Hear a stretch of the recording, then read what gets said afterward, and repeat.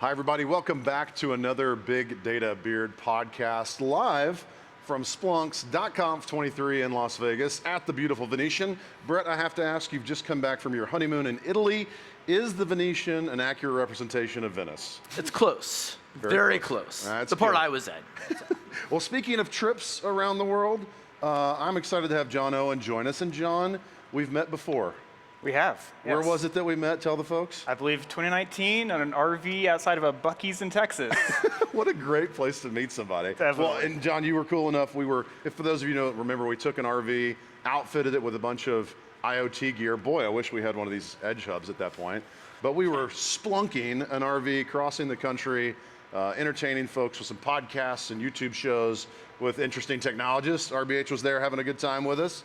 And John brought his family out to see this crazy RV that we ended up driving onto the floor of the Venetian, which was just bananas. That was kind of a surreal experience. Yeah, I tried to forget a lot about living in an RV with you guys for 2 weeks, but I do remember the roast beef, or the beef brisket sandwiches. Brisket at Buc-ee's. sandwiches at Buc-ee's. You guys want to do That it was a again. good day. We're doing it again. I think we probably should. We're doing it. Yeah, maybe in separate cars this time.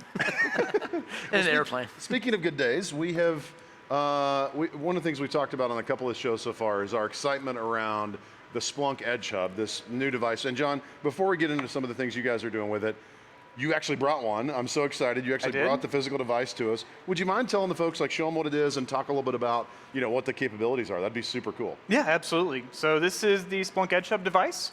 It connects to native network and native IoT technologies and protocols.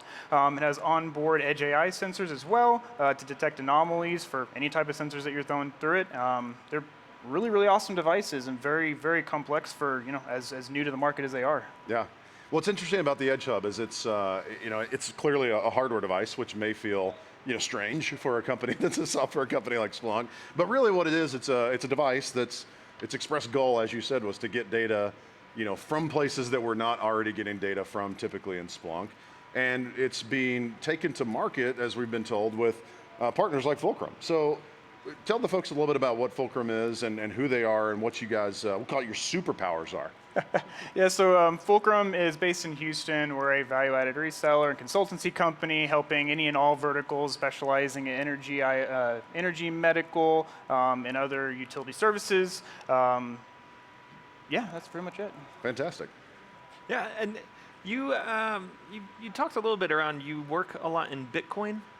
Yes, well, we have some very nice partners that do really amazing, massive things with Bitcoin and Bitcoin mining. Okay, and is that still a thing? Because my Coinbase wallet, it says it's not, or I'm an awful investor. It's really shifted from personal mining with individual rigs that you might have out of your home to an industrial base, right, where people have more access at the corporate level to power, which is the most primary factor in Bitcoin mining and turning that into actual Bitcoin and funds, essentially. Wow. Yeah, so tell us a little bit about your use case surrounding Bitcoin mining.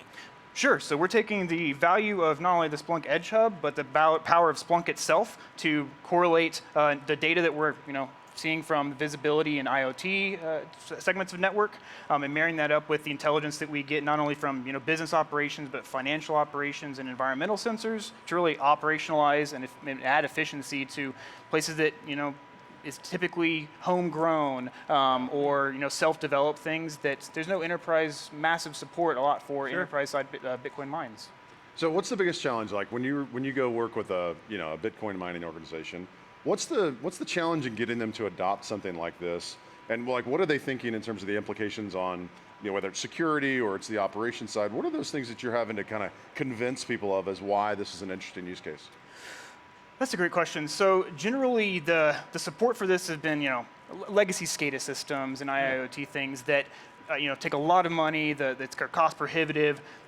Moving in something like this is just a new world because they've typically separated not only operations but personnel, funding, and even the sensors and decisions between those. And so having something that's able to collect and then transmit that data onto a localized and centralized platform, and then marrying that with a standard business intelligence and IT data really gives them the value they need to make the decisions, hopefully early. Yeah. So for these mining operations, though, what does resilience look like for them? Well, generally uptime, right? So their bread and butter is generating Bitcoin. If they're not doing that, they're losing money. The relationship that they typically have with power companies is very, very close because of, I mean, this is the reason why people can't really mine in their homes anymore. And so, yeah, being able to use these things to leverage those decisions, super, super valuable. Yeah, they seem to be pretty asset intensive. I'm assuming Absolutely. these things are rather large. Like, how big are these environments? I mean, power-wise, you're talking scales of comparable cities in gosh, terms what? of single Wow. sites. Yes, I mean we're talking sizes of large cities in Texas even for if you have 100,000 units or 200,000 units. These are large-scale enterprise because that's how you make it. You get fractions of a Bitcoin per completion, and so you need to scale that up to really get a benefit out of it So when you say size of a city, you mean in power consumption? in power consumption. Yes. Are we talking like Dallas, Austin size? We are talking large metroplexes, yes. That's Whoa. insane. It is an absolute, insane is the right word for it, That's- nearly unfathomable. Yeah, yeah, and are you guys working at all on like optimization of power as well, or?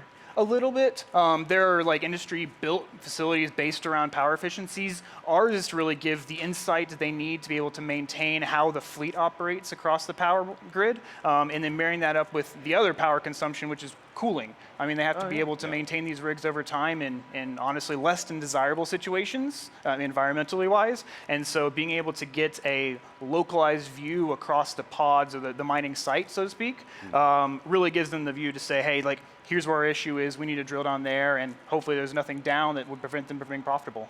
Wow. So one of the things that you talk about in asset-intensive industries, your measurement is for success and resilience is uptime. But I'm curious if you're hearing any of the conversations in industries that are using energy at that level. What sort of sustainability conversations are they having? Is that a concern? I mean, obviously, like the physical security and physical aspect of things are because the facility is so directly tied from financial aspect to the power grid. And so being able to maintain that relationship, and I mean, obviously it goes not only to the miners itself, but to cooling facilities, is the essence of resilience for them. Yeah. So, as Kyle sort of said in joking, I feel like we're past the hype cycle of Bitcoin and blockchain technologies. They're now trying to figure out some of the use cases that are interesting. Clearly, people are spending inordinate amounts of money on energy to create these funds. What does that industry look like now that NFTs are not as in vogue and our Bitcoin wallets have shrunk from a personal mining perspective? What's next in that industry that you see? I mean, they're moving essentially Wall Street equivalent, right? It's Okay. these Wow. large, almost they're financial institutions at the end of the day, right? Whether they're working in computer funded or just whatever IT solutions support that, at the end of the day, they're financially motivated. And Yeah. so being able to essentially create currency is through hashing is their bread and butter. It keeps them alive. Yeah. It's almost like essentially like a virtual land grab, so to speak, of a literal currency, isn't it? Pretty much. Not like metaverse land grab. Right. That's another technology for another day. Yes. So, when the folks are like, what's the best place for folks to learn more about what you guys are doing with the Edge Hub and kind of what the team at Fulcrum's up to? Yeah, so definitely come check out our booth here in the Partner Pavilion as well as our website, ftsc.com. Happy to take any and all questions. Fantastic. Well, thanks for joining us. Thanks for bringing the actual Edge Hub for folks to see. I think it's actually a very nice looking device. And I do hear, Brett, for you can actually, I think you can change the color of the LED. So I know Sold. that's important. Done. RGB built in. There we go. That's right. We can make it color match, maybe even make it dance to the music. We'll find out later. Thanks, everybody, for listening to another Big Data Beard podcast. And thank you so much again, John, for joining us to talk more about Edge Hub and the team at Fulcrum. Make sure, if you're enjoying these shows or if you had feedback, put some comments in the feedback below. And be sure to follow Big Data Beard on all the social handles. I'm Corey Minton. Thanks for listening to the Big Data Beard Talk podcast.